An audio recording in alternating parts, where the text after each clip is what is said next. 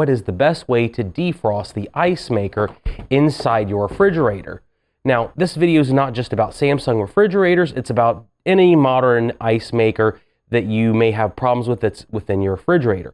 Is it using a heat gun, a hair dryer, a crowbar, or is it something else? Well, let's go over a few different steps that you can do to open up your Icemaker, because a lot of times when you see an instructional video, they make it really easy for the technician to open it up, when in reality, a lot of times you do tend to run into problems, and it is not quite this easy. So let's go ahead and go over a few different steps. The first way is to investigate if your refrigerator has a defrost mode hidden in the UI. I've made a few videos on diagnostic codes for some refrigerators, and quite a few of them I found had secret codes that will let you run a defrost cycle in the Icemaker to try to remove the buildup. You can check the description to see if I have one for your model refrigerator, but if not, my suggestion would be to look for the model number on your refrigerator and try to find the tech manual to find the hidden codes. Sometimes you can find the manuals free online, but usually you cannot, and the place I use for manuals is ApplianceTechManuals.com. They have a lot of manuals and can also offer advice on your specific model refrigerator once you've subscribed. If you find your refrigerator's model number, you can typically look up the service sheet and any of the other relating media for it to figure a lot of other features about your refrigerator. And whenever we deal with a refrigerator at our shop, the first thing we always look for is one of these tech sheets, because it usually ends up helping solve all of our problems in short order. Check the description in the feed for a link to their site, as it may have a discount code attached.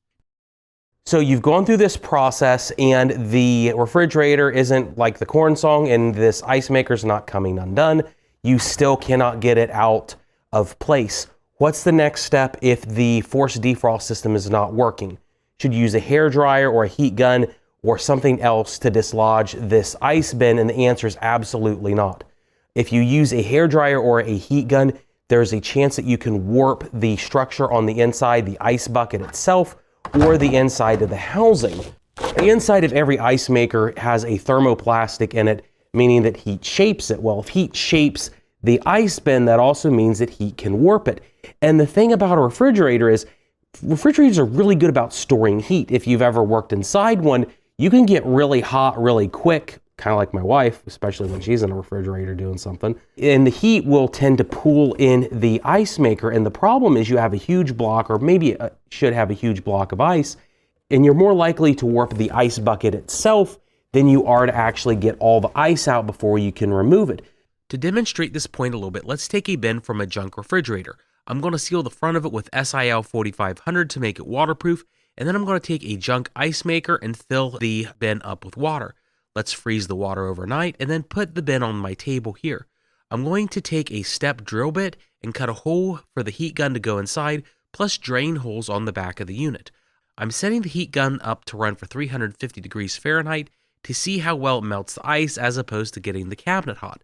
It's definitely not a perfect test, but let's see what happens when I use my FLIR camera to see how the heat is distributed after 10 minutes. You can see on the camera here, even after 10 minutes, from the outside it's already getting past 100 degrees, and when you move the camera to where the heat gun is, the heat is pushing 250 plus degrees, and it's melting the plastic on the front of the bucket pretty quickly. Taking the lid off, you can see that the ice has barely melted, although it's melted a little bit, and it's going to end up ruining the plastic definitely before the ice itself actually melts.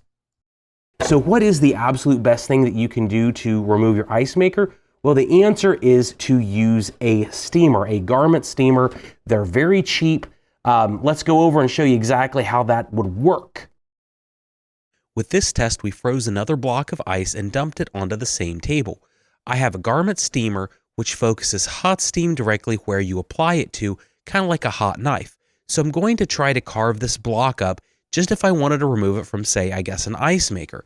The entire process to cut this 5-inch thick block of ice in half, start to finish, was over 2 minutes, and of course we're compressing it on the camera.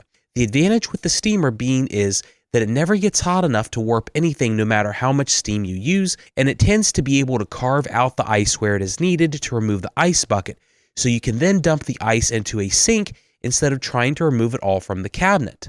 And if you'd like to get your own Bissell Steam Shot garment steamer, I will have a link in the description and a product tag so you can pick up one. These are absolutely amazing. Now for ourselves, we've gone through 2 or 3 of them already. The reason that we like and use them is because I don't follow my own YouTube advice sometimes, and we'll put tap water in them. Big no-no, that can cause some issues. So make sure you use the distilled water and it will last for a very long period of time. But let's say you don't have the money to be able to afford that $30 garment steamer. What's the next step that you want to go through? Well, there's really only one next step, is to do a manual defrost. Well, what's the best way to go through and do a manual defrost on a Icemaker? Well, the best thing you can do is go ahead and shut the refrigerator off, pull everything out of the refrigerator cabinet, and then preferably put something that will push air into the cabinet. If you can jury rig some sort of fan system to blow just ambient air into the Icemaker cabinet, it's going to circulate that air volume and get it defrosted a whole lot faster than just if you leave it there to naturally defrost. So I decided to try another test because I had another bin of frozen ice and put it again on the trusty table for the 3rd time and put a generic box fan on it. Well, even with the box fan on low, within 1 hour, a fair amount of the entire volume of ice was unthawed, and with 3 hours, it basically had matched the last 24 that the drawer bin had with the Icemaker in it. Not an identical amount of ice, so it's not an apples to apples comparison, but you get an idea on what happens here when you apply air rather than heat, and this can also apply theoretically to hair dryers if they have a cool only setting rather than just a fan. The key here is moving air. Other things that you could use could be potentially a tea kettle, which would be like a poor man's garment steamer, or just leaving the refrigerator unplugged for about 48 hours. Of course, that means you may have to take everything out of the freezer too, and you don't want to lose any food that could be inside your freezer as well. If you remove everything from the top cabinet, you should be safe if you only need to take maybe 2 or 3 hours. The items in your freezer should last a bit longer than that, so you should be safe, but for safety's sake, pull them too if you need to and put them in a cooler. Another thing you want to be concerned about when you try to defrost a unit is, let's say you do have the ice housing off or the evaporator panel, because this video works for both the Icemaker as well as the evaporator panel. Let's say you've gotten to a point that you have it off. One thing to make sure on is you don't use a screwdriver or any sort of other pointed object to try to remove the ice. Oftentimes, these Icemakers or panels will have silver or typically silver refrigerant lines behind them, and if you pierce those with any sort of sharp object, they're going to ruin the unit entirely. So it's a huge no-no to make sure that you do not hit the Icemaker or the evaporator panel or any other refrigerator part out of frustration.